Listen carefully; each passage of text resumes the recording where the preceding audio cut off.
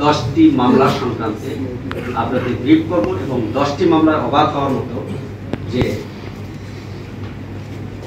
10টি মামলায় আমরা যে পরিমাণ 10টি মামলায় যে গডফাদার, এই গডফাদারদের আমরা অ্যারেস্ট করেছি এবং আমরা যে মামলাগুলি হাতে নিয়েছি মামলাগুলি তদন্ত চলমান এবং কিছু চার্জশিট হয়েছে, কিছু আসামি অ্যারেস্ট হয়েছে, আবার কিছু মামলার চার্জ ফ্রেমও হয়েছে। তো আদালত আমাদের মামলার তদন্ত এবং চার্জ দেখে আমরা যখন যেভাবে আদালতকে উপস্থাপনা করেছি, আদালত সদয় সেভাবে নির্দেশনা দিয়েছে। আমরা এই যাবৎ মোট 122 জন আসামিকে গ্রেফতার করেছি।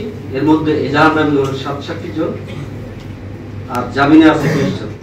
আর এই মামলা থেকে আমরা টোটাল যে পরিমাণ সম্পত্তি ক্রয় করেছি, টোটাল সম্পত্তি হলো 9.14 একর জমি, 2টি বাড়ি, যার মূল্য হলো 8,11,00,000 টাকা।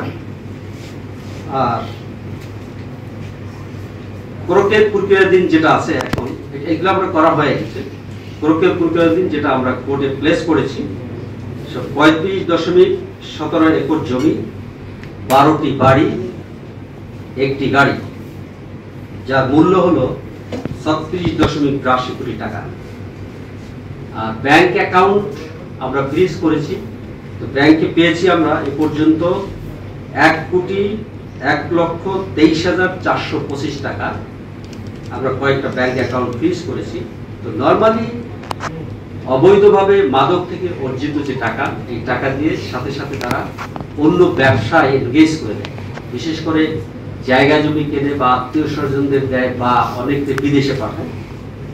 তো এই হিসাবে আমরা টোটাল 178,44,00,000 টাকার মালামাল আমরা ক্রয় এবং জব্দ এবং ফ্রিজ করেছি।